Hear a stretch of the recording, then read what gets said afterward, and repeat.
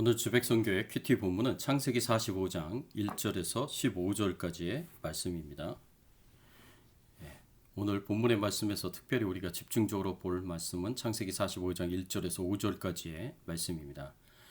요셉이 시종하는 자들 앞에서 그 정을 억제하지 못하여 소리질러 모든 사람을 자기에게로 물러가라 하고 그 형제들에게 자기를 알리니 그때에 그와 함께한 다른 사람이 없었더라. 요셉이 큰 소리로 우니 애굽 사람에게 들리며 바로의 궁중에 들리더라. 요셉이 그 형들에게 이르되 나는 요셉이라 내 아버지께서 아직 살아계시나이까. 형들이 그 앞에서 놀라서 대답하지 못하더라. 요셉이 형들에게 이르되 내게로 가까이 오소서. 그들이 가까이 가니 이르되 나는 당신들의 아우 요셉이니 당신들이 애굽의 판자라. 당신들이 나를 이곳에 팔았다고 해서 근심하지 마소서, 한탄하지 마소서. 하나님의 생명을 구원하시려고 당신들보다 먼저 나를 보내셨나이다. 네, 오늘 말씀을 가지고 우리가 생각해 봐야 할 주제는요, 하나님의 뜻을 깨달으면 어떤 일이 일어날 수 있는가입니다.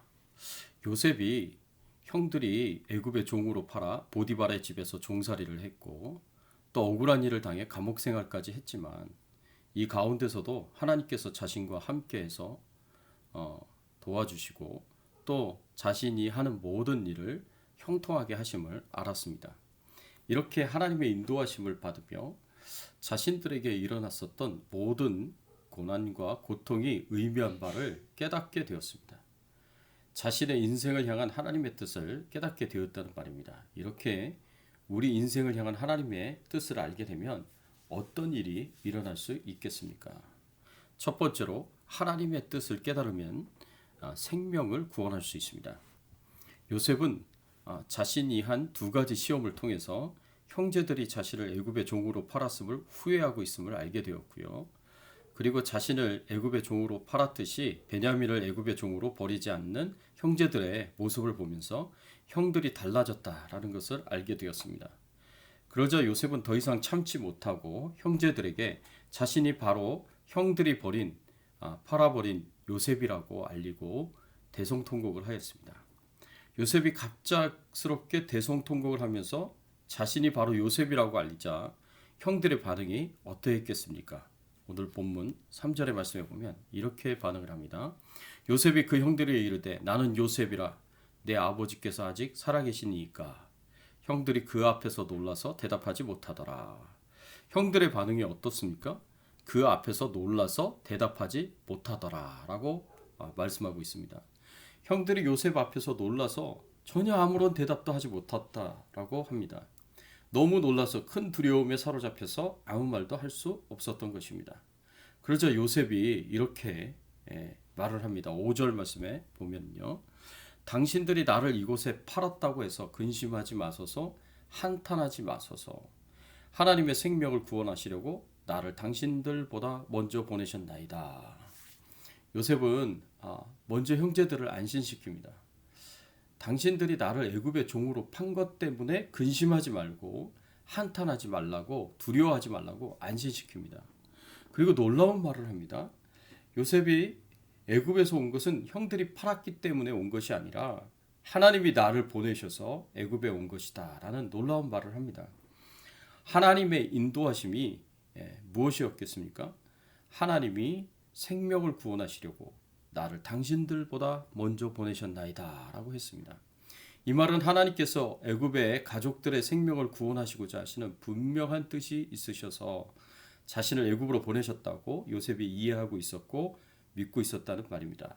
그래서 7절에도 보면 요셉이 이렇게 말합니다. 하나님이 큰 구원으로 당신들의 생명을 보존하고 당신들의 후손을 세상에 두시려고 나를 당신들보다 먼저 보내셨으니 라고 이렇게 말씀하고 있습니다. 하나님께서 큰 구원으로 형제들의 생명을 보존하려고 나를 형제들보다 먼저 보내셨다라고 말하고 있는 겁니다.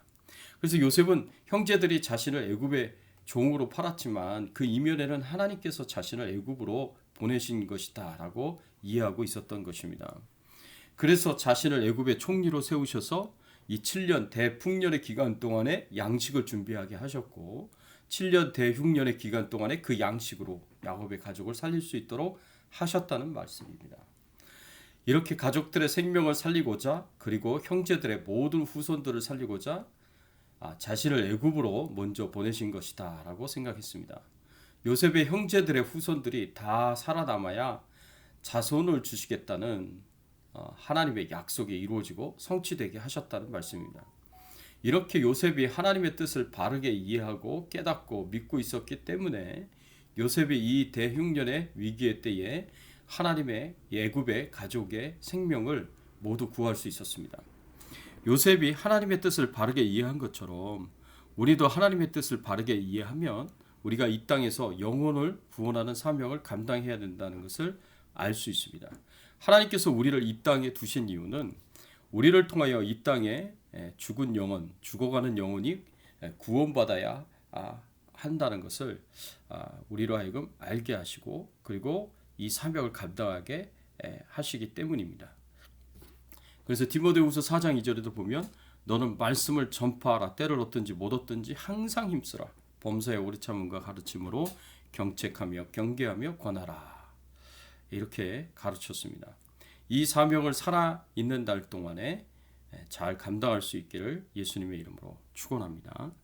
두 번째로 우리가 생각할 수 있는 것은 하나님의 뜻을 깨달으면 원수도 용서할 수 있다는 것입니다. 오늘 본문은 요셉이 형제들에게 자신의 신분을 밝히고 형제들과 대화해에 멋있는 그런 장면을 이루고 있습니다. 요셉은 형제들이 자신들의 죄를 뉘우치고 회개하고 변화된 모습을 보면서 자신의 신분을 밝히고 형들을 용서했습니다. 그래서 대화해가 이루어졌습니다. 그래서 형제 간에 진정한 재회의 기쁨을 누리게 되었습니다. 사실 따지고 보면은요, 형제들과 요셉은 원수지간이다라고 말할 수 있습니다. 그런데도 불구하고 요셉은 형제들을 용서합니다. 그 이후로 형제들의 회개와 변화를 우리가 생각해 볼 수 있습니다. 그렇지만 그것보다 더 큰 이유는 요셉이 하나님이 자신을 애굽으로 보내셨다는 것을 깨달았고 믿었기 때문입니다. 가족들의 생명을 구원하고자 하시는 하나님의 뜻이 있었기 때문에 자신이 애굽으로 온 것이라는 것을 깨달았기 때문에 형들을 더 쉽게 용서할 수 있었던 것입니다. 그래서 5절 말씀에 보면 요셉이 형제들을 위로하면서 당신들이 나를 이곳에 팔았다고 해서 근심하지 마소서, 한탄하지 마소서라고 말했던 것입니다. 요셉은 자신이 형들에 의해 애굽에 팔려 온갖 고난과 시련을 당한 것을 형들의 허물로 돌리지 않습니다. 형들 탓으로 돌리지 않습니다. 하나님의 뜻에 의한 것이고 하나님의 인도하심에 의한 것이기 때문에 형제들을 오히려 위로할 수 있었고 안심시킬 수 있었습니다. 이런 것을 보면 하나님의 뜻을 이해하고 깨닫는 것이 원수 같은 형제들을 용서하는 것이 더 쉬워지게 만들었다라고 우리가 볼 수가 있습니다. 세 번째로 우리가 생각할 수 있는 것은 하나님의 뜻을 깨달으면요, 어떤 고난도 이겨낼 수 있습니다. 요셉이 자신이 애굽에 종으로 팔려온 곳에 하나님의 큰 뜻이 있었다는 것을 알게 되었기 때문에 요셉은 고난 중에도 절망하지 않고 좌절하지 않고 그 고난을 인내로 극복할 수 있었습니다. 요셉이 자신이 겪은 고난이 자신의 가족의 생명을 구원하고 또 하나님의 자손에 대한 약속을 이루기 위한 큰 뜻이 있었기 때문임을 알고 난 뒤에는 아무리 힘들고 고통스러운 고난을 경험한다고 하더라도 소망을 잃지 않고 그 고난을 이겨낼 수 있었습니다. 만일 요셉이 자신을 향한 하나님의 섭리의 손길을 깨닫지 못한다면 형들에 의해 팔렸을 때나 보디발의 아내의 모함을 받고 감옥에 갇혔을 때 하나님을 원망하고 불평하고 자신을 공경에 빠뜨린 사람들을 원망하고 크게 절망했을 것입니다. 그러나 성경 어디에도 요셉이 고난 가운데 하나님과 사람을 원망했다거나 절망했다는 기록이 없습니다. 오히려 성경은 요셉이 고난 중에 더욱 하나님을 의지했다라는 것을 보여주고 있습니다. 이처럼 요셉이 고난을 인내로 극복할 수 있었던 것은 오로지 요셉을 향하신 하나님의 섭리의 손길을 깨달았기 때문입니다. 하나님의 섭리에 대한 깨달음은 모든 시련과 역경을 극복할 수 있는 원동력이 되었습니다. 사실 우리가 고난에 처할 때에 괴로워하는 것은 그 고난 자체가 주는 고통 때문이기도 하지만 그 고난의 원인을 모르기 때문이기도 합니다. 그러나 그 고난에 담겨져 있는 하나님의 뜻을 깨닫기만 한다면 어떠한 고난도 능히 이겨낼 수 있는 것입니다. 우리가 이 세상에 살아가면서 고통과 고난을 경험하면서 살아갑니다. 이럴 때 우리는 요셉과 같이 그 고난에 담겨져 있는 하나님의 뜻과 섭리를 바라봐야 합니다. 그래야 고난 가운데서도 절망하지 않고 그 고난을 참고 견디고 인내하면서 살아갈 수가 있는 것입니다. 사랑하는 성도 여러분, 우리가 우리 인생을 향한 하나님의 뜻을 알게 되면 도저히 불가능하게 여겨지는 일들을 할 수가 있습니다. 하나님의 뜻을 알면 생명을 구원할 수 있고요. 원수도 용서할 수 있고요. 어떤 고난도 이겨낼 수 있습니다. 하나님의 뜻을 깨달아서 하나님의 뜻대로 살아갈 수 있는 저와 여러분들의 신앙의 삶이 되시기를 예수 그리스도의 이름으로 축원합니다. 같이 한번 기도하겠습니다. 하나님 아버지 감사합니다. 하나님의 은혜에 하나님의 사랑에 감사를 드립니다. 아버지 하나님, 우리 인생을 향한 하나님의 뜻을 저희들이 알 수 있도록 하나님의 은혜를 베풀어 주시옵소서. 때로는 힘들고 어렵고 고생스러운 삶을 살아가면서 하나님의 뜻이 무엇인지 정말 알기를 소원합니다. 하나님께서 가르쳐 주시고 주님이 가르쳐 주셨을 때 주여 저희들을 통하여 하나님께서 큰 뜻을 이루어 주시고 하나님께서 영광을 받으시고 찬송을 받아주시기를 간절하게 바라옵고 소원합니다. 그리고 이 모든 어려움들을 잘 참고 견디고 인내하며 승리할 수 있도록 도와주시옵소서.